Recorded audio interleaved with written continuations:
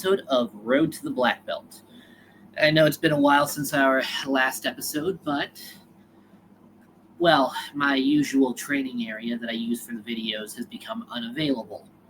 You might think, well, I'm in that area right now. Yeah, the place has had a bunch of stuff put into it by other people to the point of where it's to where even even if I could properly get some training in, there's not really any good way to to record it.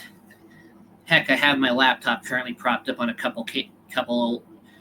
cases of protein powder, the box for my massage gun and the side of my entertainment center.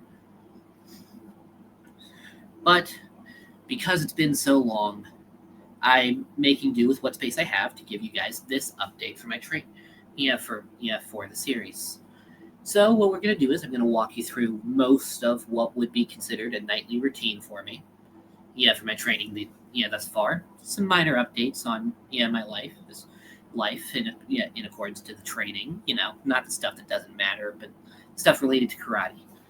And as I stated, in the title, I'm going to be talking to you all about my plans for creating a curriculum, because once you're a black belt in my school, you're expected to teach. And if I'm going to teach, I need a curriculum. I know the other teachers don't necessarily have one, but I think it makes sense to have a curriculum at the very least. So, for starters, let's get conditioning started. And for the first thing, we're doing shins, and I got one of my eskrima sticks right here. Yes, it's just a 1-inch dowel that I cut down to size. And don't worry, it's not hard. And don't worry, it's poplar. I wanted to get oak, but unfortunately Menards didn't have any available the day I went in. So, whoa, knocked my hat over. All right, shin propped up. So, some updates on what I got so far in life. Well, I developed a foot problem. A soft tissue condition called plantar fasciitis. I won't go into too much details because I'm not sure what exactly Twitch has problems with, and since this video is originally going up on Twitch before YouTube, I won't go into too much details. But I was put on limited clearance for any high impact stuff with my feet for a few weeks, which ended this week. So I had to go a while without doing any high impact stuff, which meant no jumping, no stomping, and no actually kicking things. Fortunately, I actually stopped doing most of those things a while back, although I did make it a little bit worse when I had to do one of our katas, Basai Dai, which has stomping and explosive foot movement that almost constitutes a jump. More of a lunge, really, and two of them, actually, but anyway, I'm now able to get back into it. In addition to that, I've gone up on some numbers with some of my lifts at the gym. I finally hit bodyweight bench, and I can now squat 450 pounds for 15 reps. And that's about it. I've noticed my cardio has suffered lately since I haven't been able to run, again, because of the foot condition. The doctor told me to stop running for a few weeks. I'm pretty sure that means my sprint time has gone down, but I'm more concerned about my cardio as a whole. I got one of those breath trainers, which I'm going to start incorporating into my training to see if that'll help, especially because my breath is one of the major weaknesses that I have. Well, losing my breath, I mean.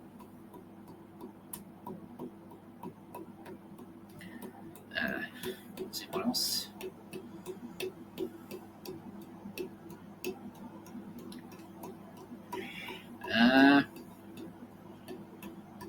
I think that's it for the stuff I would have to update on. It's not much, but heck, I even said stuff that didn't really matter, like my numbers in the gym. But going forward,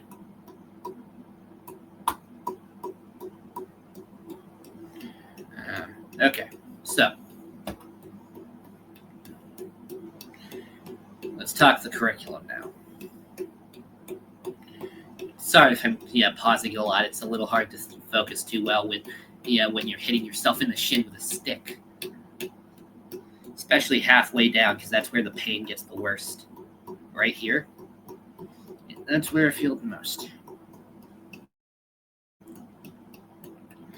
I think because that's the part where I do the least amount of blocking with my shin, because I always find some way to lean in and catch it with the top portion of my shin, because that's where the bone's at the thickest. So that's where I try to do it. But okay, so for curriculum, there's a few things that we have to look through here. First, we got to go at the individual belt rankings. Rankings. It's by color, of course. I'm pretty sure everyone knows that these days, but I don't like to assume things.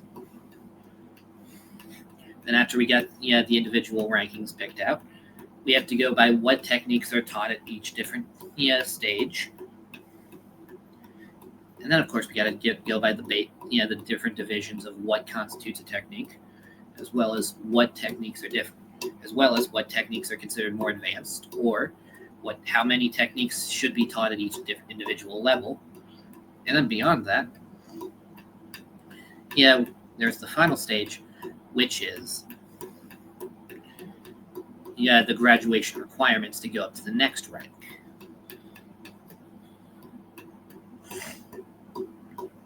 So let's look at white belt first to figure this out. Actually, remember, I have some notes on my phone from when I first started thinking about this, where I think I got the curriculum planned out the requirements for the curriculum figured out. Saved onto my Google Docs. Oh, and just a tip for all the people at home. Don't trust Google Docs for important information. It corrupted files of the early drafts of my books.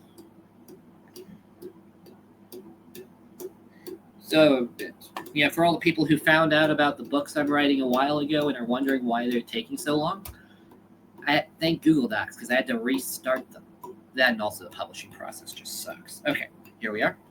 Now, the notes that I wrote myself for the classifications of things that people have to learn the lessons are. Can we switch legs real quick? I think it's that 5 minutes should be good for that side for now. Might probably go for a second set though. Okay. All right. What I have for the here, let me roll up my sock real quick. I want to make sure I get all of my shin. Is first hand techniques. That's here. Switch hands with this. Okay, first we got. Okay, sorry, I touched the side of the page. Okay, hand techniques. Then we got stances.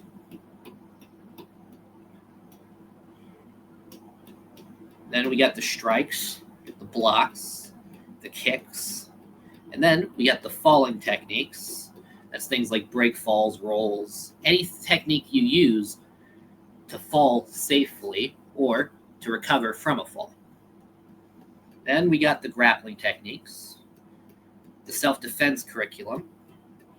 Then we got the katas and the graduation requirements, in which I placed a physical, a flexibility, technique requirements, breaking requirements. Now, hardly, I think I can do a little bit more there, but let's look back to white belt and think about this. Okay, hand formations.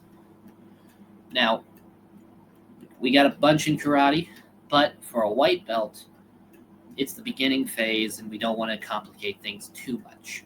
We want to give a good foundation to make sure they're ready for the next stage. So, okay, basic one, we got to give them the basic fist.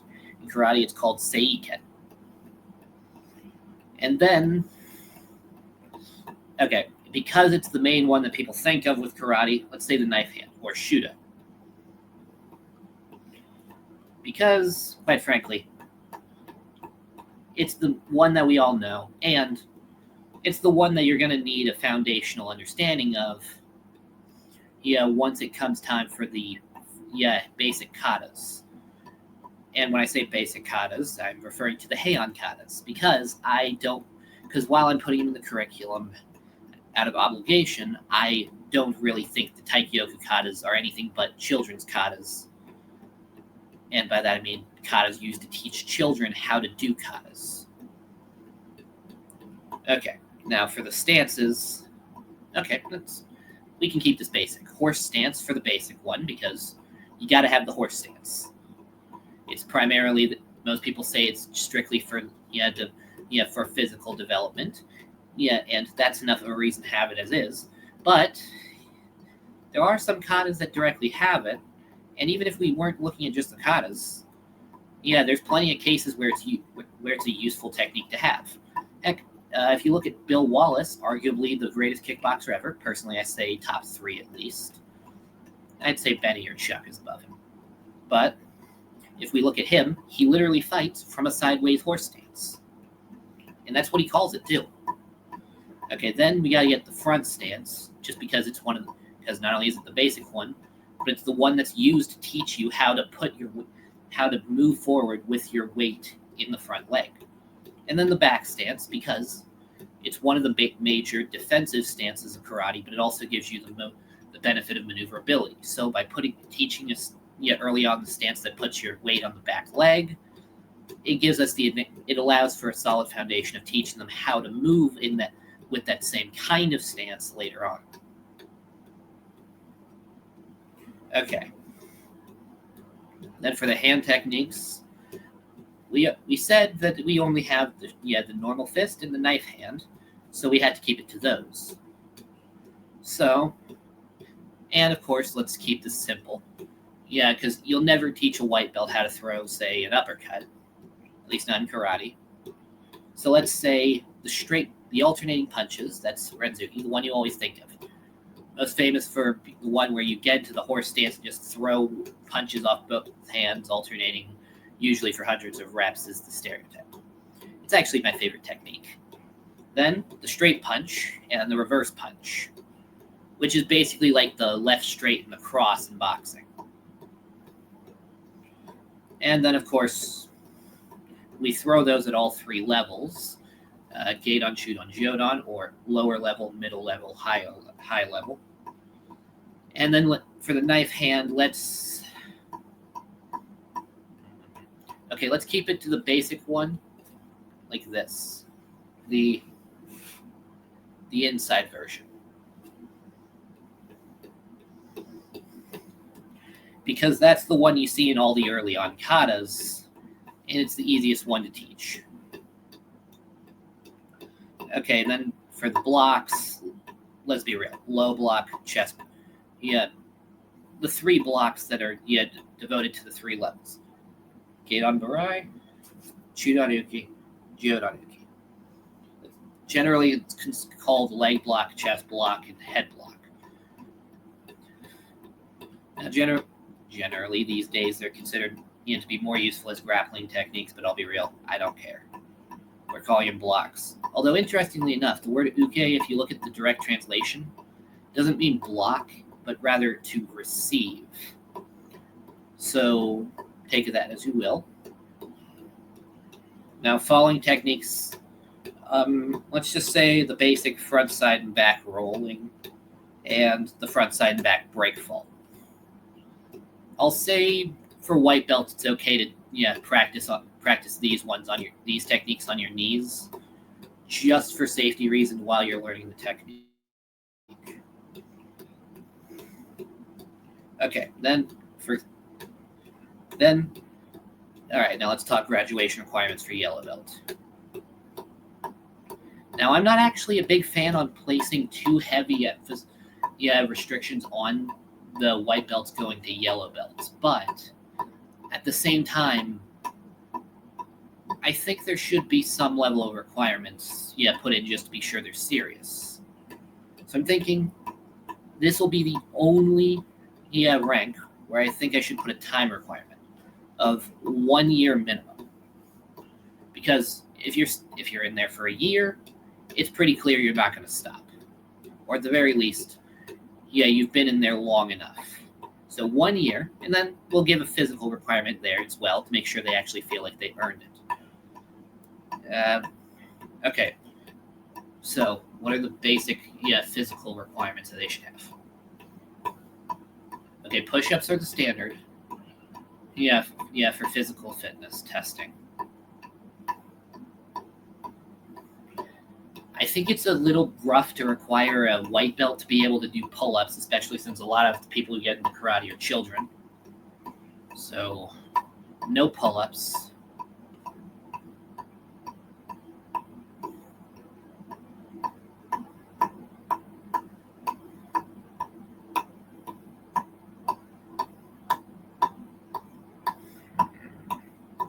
Okay. Push-ups, sit-ups, squats. That way we have the basic movement of that all the three basic movements that test physical ability, and we'll have them working to develop the strength to do things like pull-ups. But we won't require it to be an actual advancement stage yet, because the average person definitely can't do a pull-up. But because we didn't go too much into that one, go into too much with that one, let's go yellow belt next. Because yellow belt's always the one that comes after white. Okay, hand techniques we've already got the basic fist and the knife hand, so sorry, something just fell over. Let's say palm heel or a teisho. Beautiful thing about the palm heel is you can do any punch with the standard fist with the palm heel. So yeah. Okay, then stances. All right, let's keep the stances the same for the time being, because they just got up the ranks. We're gonna give them some new techniques, but let's keep the stances the same since there's no real immediate stance that they would need to learn. But because it's been so long, let's give them another. Let's go into the strikes.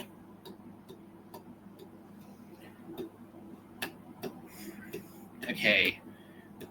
There's nothing to do with beyond the straight punches. Still a bit early to be teaching them hooks or uppercuts. So with the knife hand, I've only got the inside version. So okay, let's say outside knife hand next. Now the outside knife hand is a little bit harder to teach because it's an awkward angle. And and it's a little bit harder to activate muscles like your lats with them. So force production is a little rough. But so that's a good. That's why we would be teaching that one next. All right, let's keep blocks the same because it's because those are the three basic ones. But okay, let's finally introduce some kicks. Specifically, let's say front kick. And with the front kick, there are three variations. Well, there's more, but there's 3-1 variations. As in what part of the foot you're kicking with. There's the first one, the instep, which is a snapping upward kick, usually thrown towards the groin, or if you're flexible enough, you could throw it to the face, but generally it's to the groin. There's with the ball of the foot, generally done as a snapping kick, projecting the force forward, with kind of a thrusting motion. Which has often been compared to considered like a stabbing motion, kind of. And then there's the push kick variant where you connect with the heel and you push your hips forward through it. I think we'll teach the first two just because the pushing kick version, or Kokomi, as it's called in karate, is a lot harder to teach how to do efficiently. Okay, enough of that leg.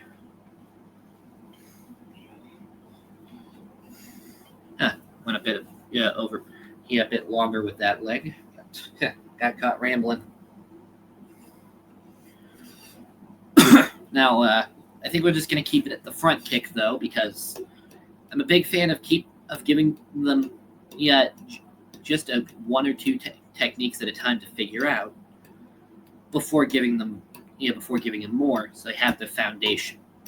And the front kick is the foundation of most of the other kicks, so have them spend a lot of time on that one specifically.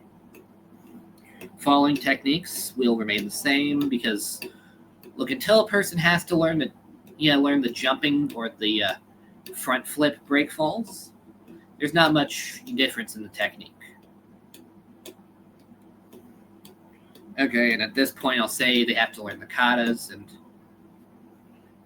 I'll say for yellow belt, for progression past yellow belt, let's say they have to learn all three taikyoku katas. Because as I said before, they're basically just children's katas. They're used to teach children how to do kata. It's more or less the only use I've found for them over time. Now, graduation requirements, we can go a bit further here because we're taking out the time requirement, so we can add more. Okay, physical requirements. Let's keep the push-ups, squats and sit-ups, raising the numbers a bit. Let's say 15 of each. And since we've already decided that they have to get good at pull-ups, just so that we can even things out, let's say a 20-second dead hang is the requirement here beyond that, those three. Because it's wrong to expect them to be able to do pull-ups, but expect them to do dead hangs. That's not too hard. All right, now let's give technique requirements now. Now, the basic principle of the technique is doing it, and what we've is to do it standing, but then we have to add movement in. So, let's say they have to be able to perform the techniques while stepping, and let's throw rotating into. Because the footwork for rotation ends up coming up a lot in later forms of the techniques. And since we introduced kicking as well, let's say you have to be able to kick a rigid object without falling over.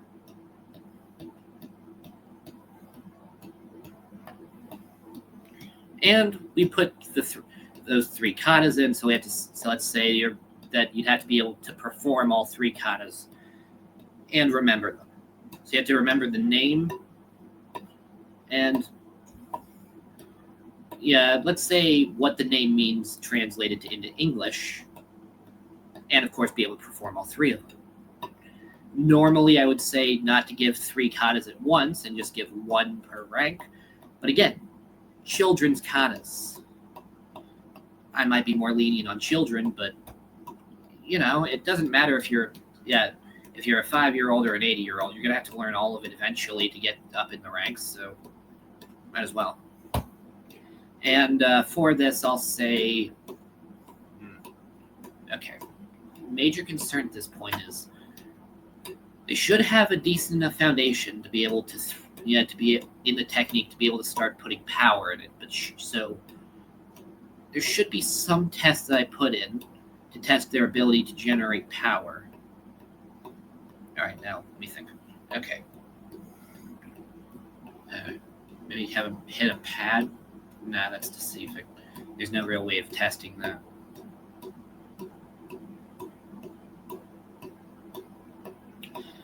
Maybe have them hit a bag. No, bags don't actually. If you can move a bag pretty easily without actually hitting it hard. And okay, I guess we're just gonna have to go the classic route. If they have, let's say at the end of yellow belt, to progress to the next one, they have to be able to break a board. Doesn't matter how, as long as they can.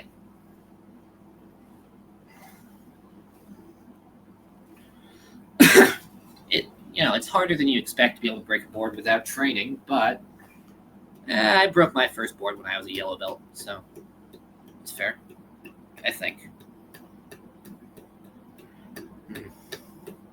Okay, this video has gone on for about 25 minutes at this point.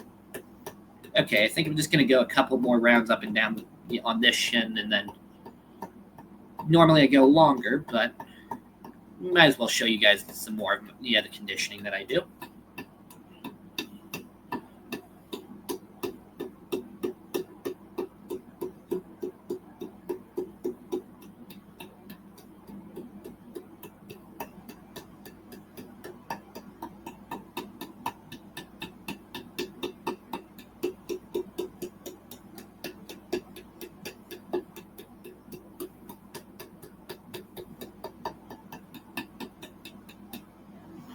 Okay, should be good enough for the for the shins right now. Okay.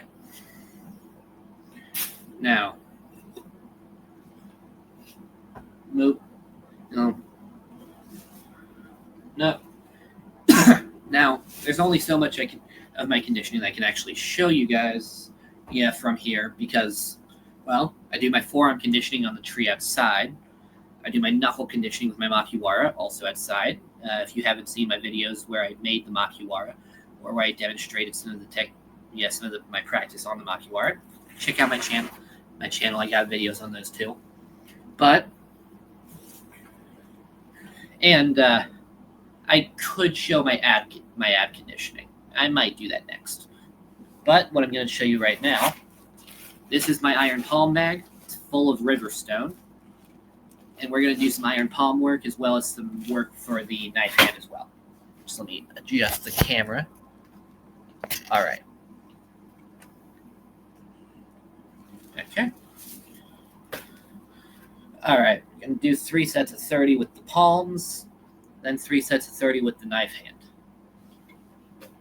Now, the surface area, like I mentioned, since it's river rock, is actually very inconsistent, so you got to be careful here.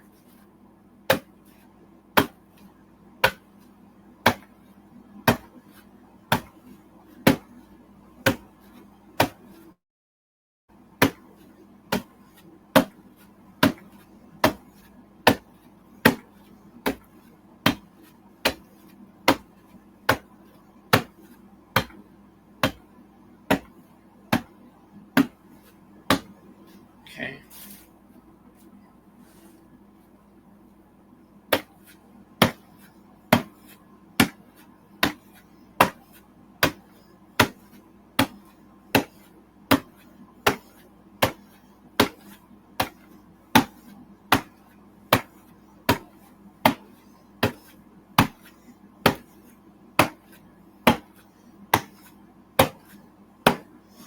Okay. Now, some of you guys might notice, I'm not actually hitting this thing hard. I'm just raising my hand up and letting the weight of my arm bring it down.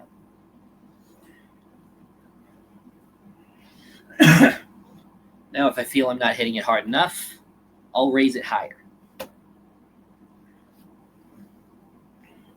Okay.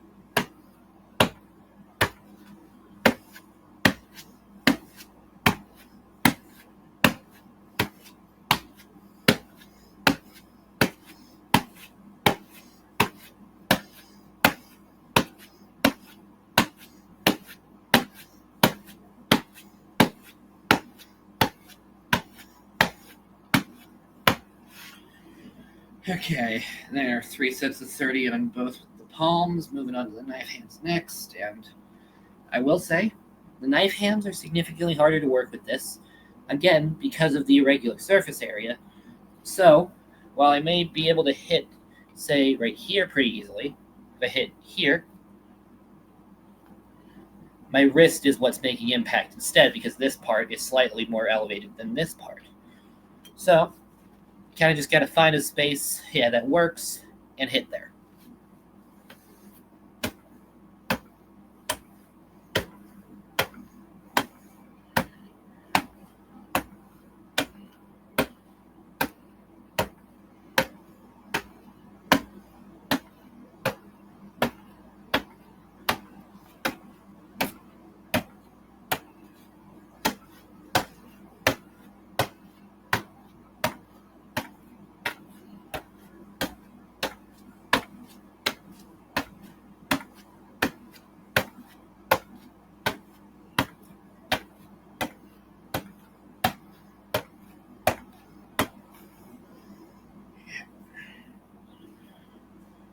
Yeah. Only stretch out your wrists in between rounds of this.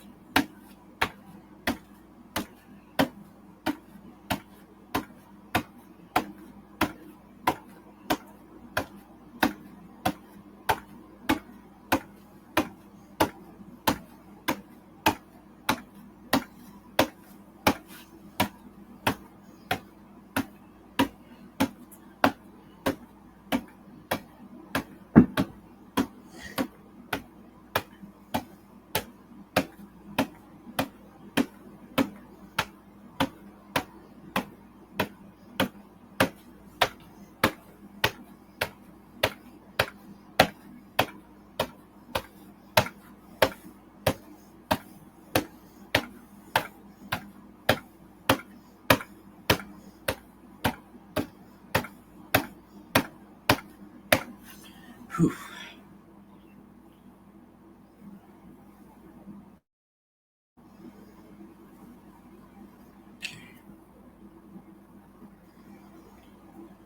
Okay, so I didn't talk much during that, but got that dealt with, and I think I think I might cut this short and just end this with my ab conditioning. So, here, just let me, I'm gonna have to move the camera. So, just let me.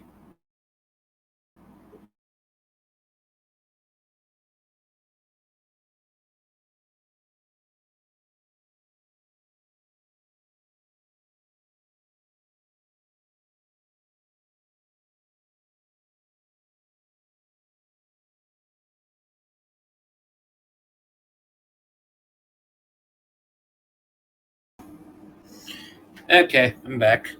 Now, for my ab conditioning, I do something that's not quite so well liked. This is a brick. And what I'm going to do is I'm going to repeatedly strike myself in the stomach with it. This is generally what I do because, 1 second.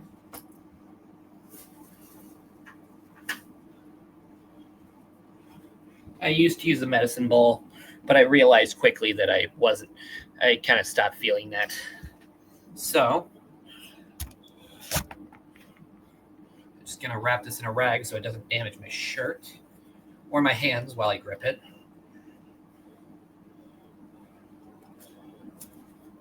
All right, now, not going to do too much. Let's say 50 on both sides. Now, important step if you try to follow this, first off, don't. If you don't have a solid foundation of ab conditioning, you will hurt yourself. But I've got about in 3 weeks it'll be 10 years, but that's how much experience I have doing some form of ab conditioning.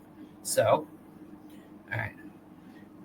But what I was saying, tip-wise, just be sure you don't hit your liver.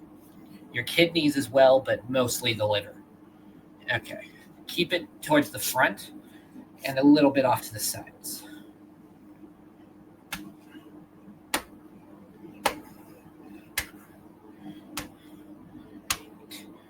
9, 10, 11, 12, 13, 14, 15, 16, 17, 18, 19, 20, 21, 22, 23, 24, 25, 26, 27, 28, 29, 30, 1, 2, 3, 4, 5, 6, 7, 8, 9, 10, 11, 12, 13.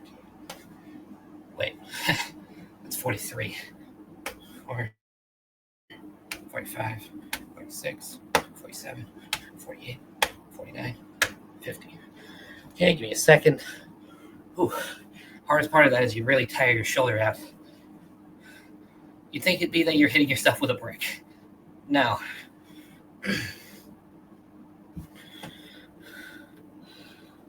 Honestly, it's been a while since I've actually done this. Not even feeling it too bad. Maybe I'm just not hitting myself hard enough. Either way. 1, 2, 3, 4, 5, 6, 7, 8, 9, 10, 11, 12, 13, 14, 15, 16, 17, 18, 19, 20, 21, 22, 24, 25, 26, 27, 28, 29, 30. Second.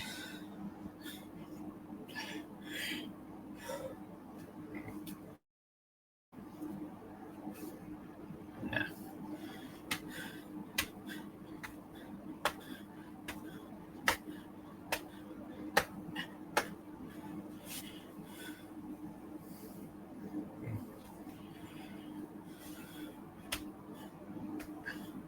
Six, 7, 48, 49, 50.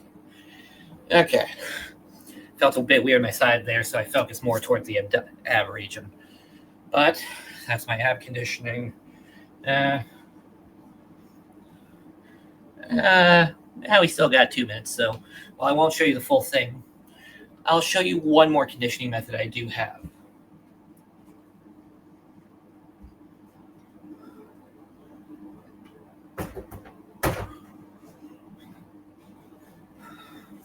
Okay, I'm going to take this sledgehammer. We're going to use it to condition the inside crook of my forearms. Because not only do we use it for striking, but whenever we use a chest block like this, we're using the inside part of our forearm to block. So what I'm going to do is take the sledgehammer, put it in the inner crook of our elbow, and then roll it down until our thumb stops it, and then roll it back up. And the further you get from the head of the hammer, the more force is put on it. Worst part is, the most painful part is actually when it rolls your skin, it just pinches it towards the wrist.